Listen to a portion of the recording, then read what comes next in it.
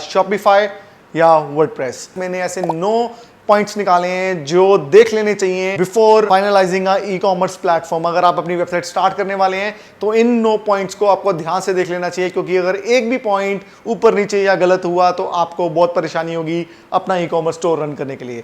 तो बहुत ध्यान से देखते हैं ये 9 पॉइंट्स कौन से हैं। ये 9 पॉइंट्स हैं ईज ऑफ यूज, कितना ईज ऑफ यूज है, बिल्ड टाइम कितना होगा, थीम्स किस तरह की हैं, ई कॉमर्स फीचर्स किस तरह के हैं, पेमेंट गेटवेज कौन कौन से लग सकते हैं नहीं लग सकते हैं, कॉस्ट क्या है, मेंटेनेंस क्या है, हेल्प एंड सपोर्ट क्या है, और 9th कौन सा था मैं भूल गया, एसईओ की कितनी कैपेबिलिटी है दोनों के अंदर। So what I have done, I have tried to make a chart which actually says, जहाँ जिसको देख के आप एग्जैक्टली बता पाएंगे कि दोनों में से आपको कौन सा यूज करना है। Let's quickly jump into that. अगर ईज ऑफ यूज के सबसे पहले स्टार्ट करते हैं ईज ऑफ यूज से। ईज ऑफ यूज के बारे में बात करें तो शॉपिफाई बहुत ही ईजी टू यूज है, बहुत ही यूजर फ्रेंडली है, बट वर्डप्रेस आपको थोड़ी बहुत टेक्निकल नॉलेज होनी चाहिए, तभी थोड़ी बहुत कस्टमाइजेशन की नॉलेज होनी चाहिए, तभी आप वर्डप्रेस पे अच्छी एक वेबसाइट बना पाएंगे। बिल्ड टाइम के बारे में बात करें तो शॉपिफाई पे आप 24 घंटे से भी कम में एक वेबसाइट को बना सकते हैं और अप एंड रनिंग करके उसको लाइव कर सकते हैं और बिजनेस कर सकते हैं। बट वर्डप्रेस में आपको थोड़ा टाइम लगेगा, क्योंकि आपको थोड़ी बहुत कोडिंग की नॉलेज होनी चाहिए और आपको बहुत सारे प्लगइन्स लेने पड़ेंगे एक ई कॉमर्स को चलाने के लिए। थीम्स के बारे में बात करें, शॉपिफाई के पास थोड़ी लिमिटेड थीम्स हैं, बहुत ज़्यादा थीम्स नहीं है, बट बहुत ब्यूटीफुल थीम्स हैं, आपका काम चल जाएगा 100%। बट वर्डप्रेस के बारे में बात करें तो यहाँ thousands and lakhs of themes हैं, क्योंकि ये ओपन सोर्स है।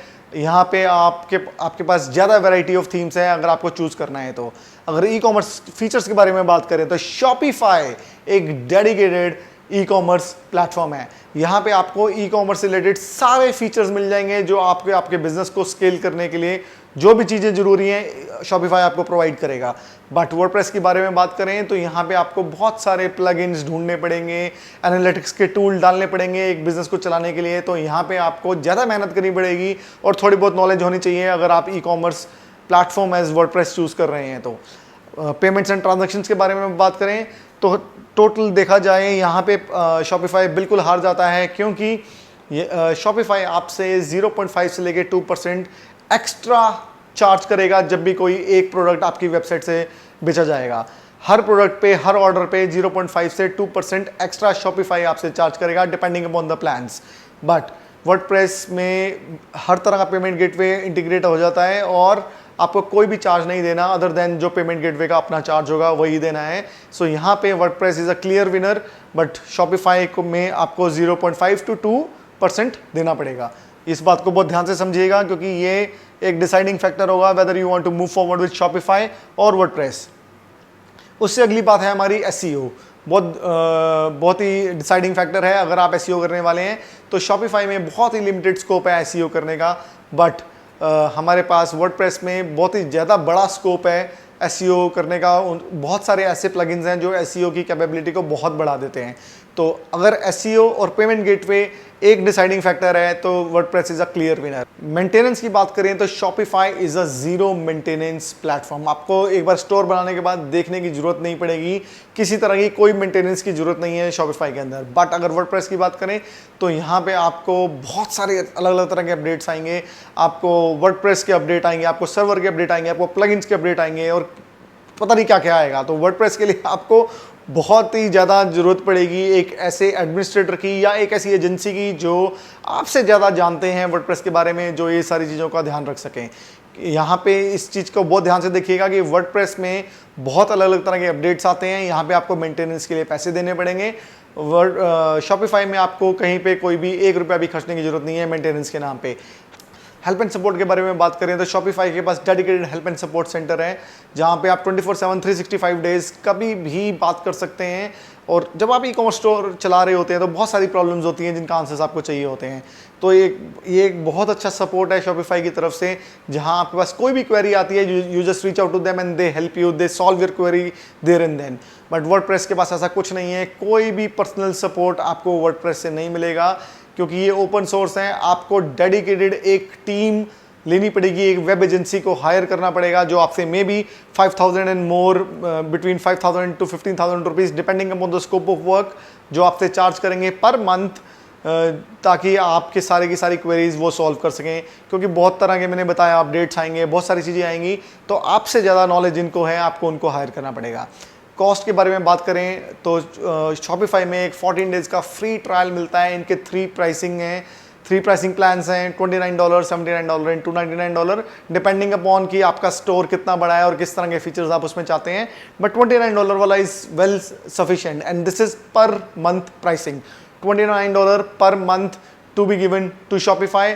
बट अगर वर्डप्रेस की बात करें तो ये बिल्कुल फ्री है, 101%। आपको ₹1 भी देने की ज़रूरत नहीं है, आप सारे के सारे फीचर्स को यूज़ कर सकते हैं। और अगर आपको नॉलेज है वेब डिज़ाइन की और वेब डेवलपमेंट की तो सब कुछ आपके लिए फ्री है, आप फ्री में अपनी वेबसाइट बना सकते हैं और रन कर सकते हैं। What I recommend Shopify if you are a first timer, जहां आपको बिल्कुल नॉलेज नहीं है ई कॉमर्स के बारे में और ज़ीरो टेक्निकल नॉलेज है, ज़ीरो कोडिंग नॉलेज है, तब आपको डेडिकेटेडली शॉपिफाई पे जाना है, because it is so budget friendly and because of the ease of use it provides.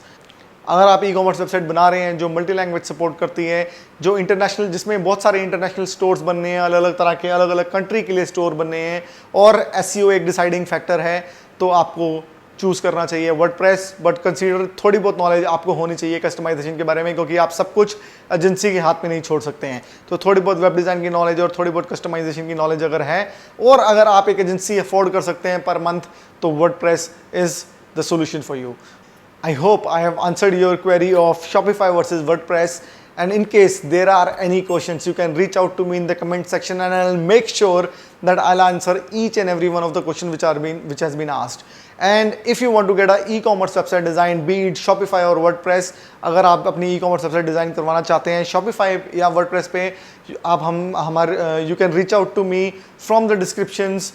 There is a link where you can fix a one-to-one session with me, a 20-minute virtual session where I'll answer each and every question of yours about which platform to use and how you can actually scale your e-commerce store. अगर आपका कोई e-commerce store already चल रहा है, वो Shopify पे हो, WordPress पे हो, Magento पे हो, do subscribe our channel because I share regularly, I make videos on e-commerce which can actually help you convert 4 times more customers what you are doing right now. And we also share tips on how you can scale your brand, what are the new trends in the e-commerce and how you can actually leverage all of them. So do share, like, comment on this section, and I'll soon see you with another video. I'm also trying to do a video on Shopify versus Magento. I'll soon come with that video too.